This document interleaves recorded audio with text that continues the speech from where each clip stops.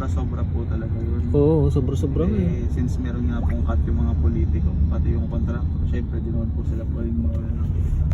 Kaya humina na. Makakuha po nung sasabkon sa kanila. Sakto lang po dun sa project. Ngayon po, syempre kailangan kumita nung Doon na magkakat na sila ng magkakat materyales. pa sila ulit. Yan po kinukulang yung materyales. Dito, 'di ba, ang layo yung ilang 2 oras na mahigit yung biyahe natin eh. Wala ka man lang makita na tinutubtub diyan, inaayos sa kalsada. Opo, yung ganun po kasi dito. Mali po kasi yung nila gawa sa atin. Posible hindi natin kaya ito ah. Kasi po dito, tingnan nyo po sa atin pagka gumawa sila ng kalsada. Kaya nga, ang kalsada nga po, kaya yun na. Nasanay ng talaga sa atin. Ang 100 meters po na kalsada, mabilis lang. Pag hindi maulan, kaya po ng 2 linggo yun.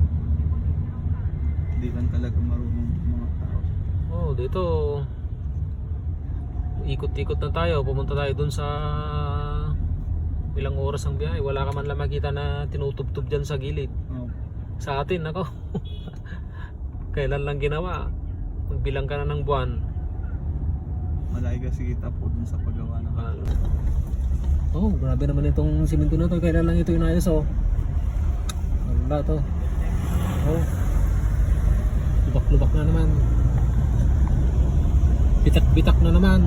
Yung konti mo, yung konti mo sa bukid mo wala. Doon sa Vietnam nako, wala ka man lang makitang yan, third world pa yan noon. Inungusan pa tayo. Wala na.